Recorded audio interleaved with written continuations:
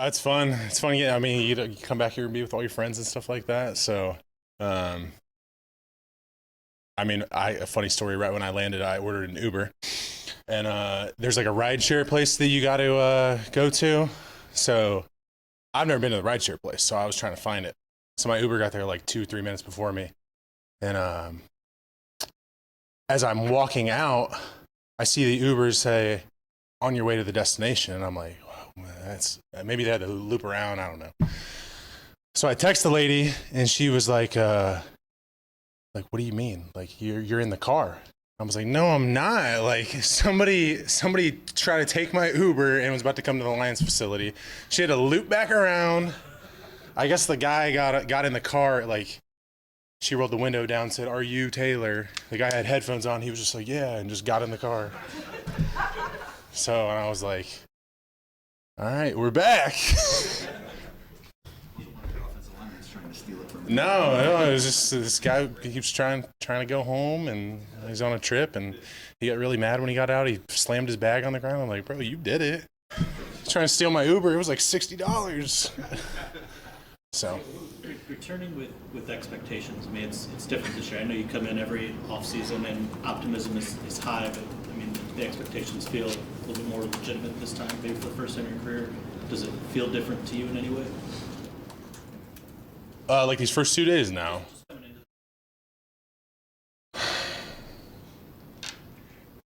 It's nice to come into the building with expectations and like it's an enjoyable thing to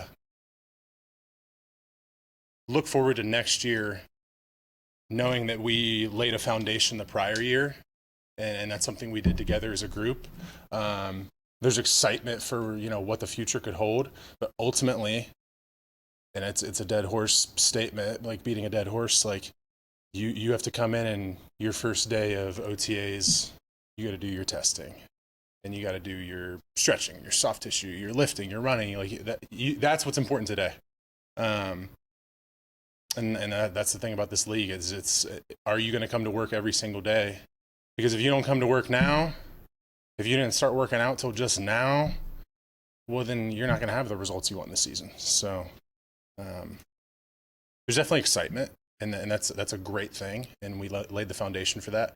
But let's do the work now. Let's meet our new teammates now. We got some new staff. Let's meet them. So yeah. Was it different when you were maybe you haven't really been in this spot, Jared? Maybe a couple guys have, right? Being the hunted instead of the hunter, right? People know the Lions or expect the Lions to be pretty good this year, so maybe that both sides on you a little bit more. Yeah, I mean, I'm not going to sit here and say that we're like the team to chase. Do I think we have a good football team? Yeah.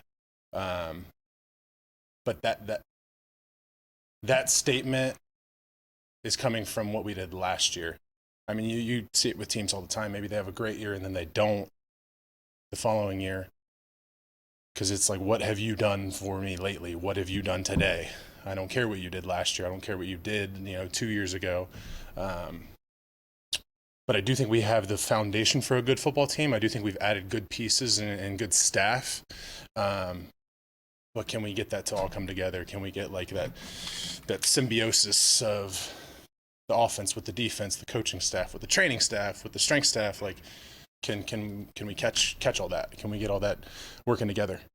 Because like I said, we have the makings of a good football team. I don't necessarily think we're like the team to chase. No, we haven't got there yet.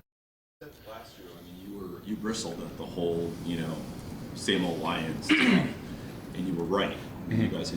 You guys changed. Do you feel though? I mean, you're saying that you're not the team to chase. Everybody seems to think you guys are gonna. The division's already yours. You guys are already in the first round of the playoffs. I mean, we haven't done it yet. Yeah, but that expectation is. Do you sense that the expectation is really high nationally, media, local, everything? Yeah. Oh yeah. I see it. I see what people are talking about. I see what people's expectations are for the Lions. But that is all in theory to me right now. And I said it last year towards the end of the season. We were getting all this love and everything, and I'm like, it's great. But I remember when we got on because we won 3 games. and people thought we were a joke. That's what I remember. And I don't want to go back to that. So I'm not going to look forward and kind of like rest on my laurels because I don't want to go back to that. It's fun when there's excitement and there's something to, you know, look forward to and something to chase. And people can say that we're going to, whatever, first round of the playoffs, win the division, but we haven't done it yet. So it's great in theory, but I mean, we got to do it still. So anybody maybe getting a little too comfortable or buying into that hype within the team, how do you guard against that? I think everybody's past experiences will take care of that. Players know that have been here. Staff knows that have been here. The fans know. I mean, there's been some tough years. There's been some really tough years. I mean, it's been tough at times to be. I mean, I have the best job in the world and it's amazing, but you know, you want to win. So there's been some tough years as a player. There's been some tough years with staff and, you know, the fans, like they've had some tough times, man. So I think those experiences will just kind of take care of that, kind of that stagnant, oh, we're good. You know, I don't think that's going to be a problem. You've added a couple of veterans you didn't have last year. Glasgow, good guy at right guard. Yeah. What does that mean to you? The kind of depth you're going to have, the kind of strength you're going to have? Yeah, I think you've seen it over the last couple of years where it's like, on paper we have this offensive line that looks like it's going to be a good unit, and then we can't seem to get everybody out there at the same time, or at least for an extended period of time we can't. So you have to have depth on the offensive line, whatever team.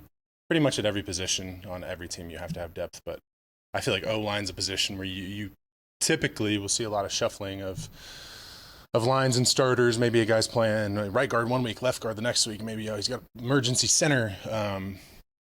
So it's just good to have guys with experience that have been in there. And then Graham's a guy, I know him. He's one of my best friends. And at my wedding, Jonah came up to me after talking to Graham, because he's got an interesting sense of humor. He's a funny guy. And he was like, man, I would love it if that guy came to Detroit. And I was like, man, fast forward, here we are. He's coming to Detroit, and he's going to fit in great. It's gonna be great. Big E back need for that room. Just how does he fit into that room? I don't even know if I'm supposed to say this. Like, I'm impressed with where he is at, moving around, lifting, running. I mean, having a back surgery. He looks good. I guess that's all I'll say on that. Like, I don't know where he's at in his rehab. Sorry, Eamon. More so what he needs for the room, not having him last year, and I know he was kind of a big brother to Penny. Yeah. Too, and just that part of it, just more what he needs for the room. He's the personality in the room that he kind of keeps things light. Like, I say this lovingly about Big V. Like, I think he's about to turn 30. He's like a 30-year-old kid.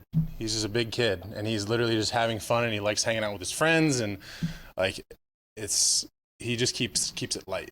Because obviously in season things can get tense and stuff like that. So I mean, we're just excited to have him back. I think he's like a big golden retriever, you know. And I have a golden retriever, and I love him. You know that's gonna stick now. Yeah. Football activities, but what goes into familiarizing yourself as offensive line with a new running back, a guy that's probably going to carry the load in David? Yeah, I haven't even got to meet him yet. The morning group is like, there's so many guys in the morning group that it's like, where is everybody? But obviously I know of him from his time in Chicago. I mean, the guy is a playmaker, durable, a lot of carries, strong. I mean, I've seen our guys try to tackle him. And it's going to be fun to see that kind of 1-2 punch, because like I said, I've seen it from the opposite perspective of what he can do. And it's going to be fun for us as a line to be able to try and get that guy to the second level. So yeah, I mean, I haven't even met him yet, but I've heard that he is he's kind of the guy that he's got like a productive paranoia about him. That's kind of what I've heard. Like he's always like trying to be responsible, disciplined, professional, always trying to find a way to get better. That's what I've heard from a coach that I know that was in Chicago. So does it surprise me that we signed a guy like that? No, it sounds like personality wise and mindset, he is like the cookie cutter for what we want here. The offense was obviously rolling at the end of last year. Just your thoughts on what you guys were able to accomplish as you reflected on it, and where you feel like you guys can grow.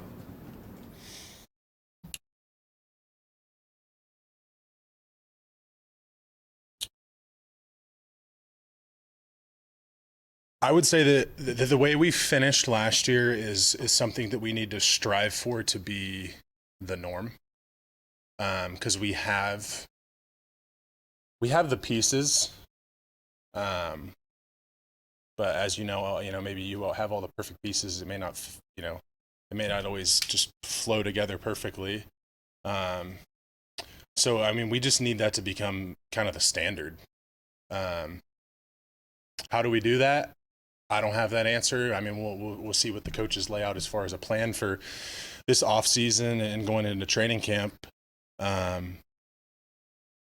But from my perspective, I think that has to be the standard.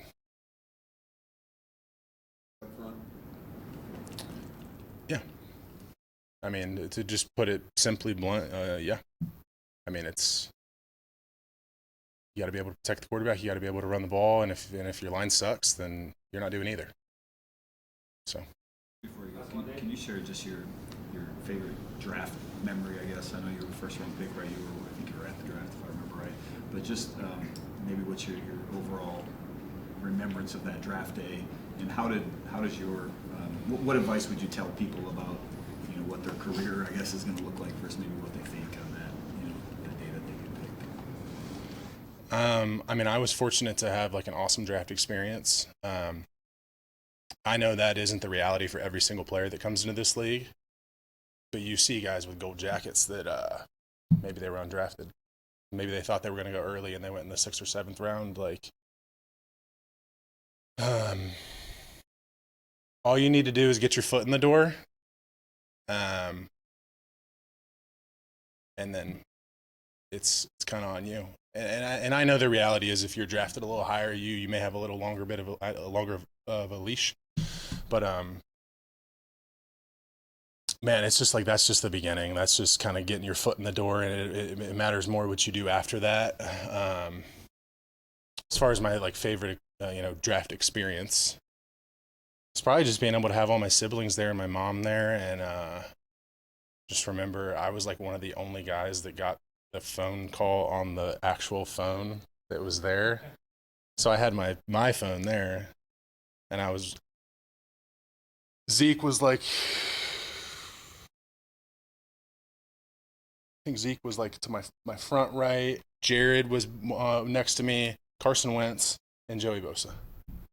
So it was like the first 4 picks were all right around me. And it was cool to see my teammates get drafted. And then, I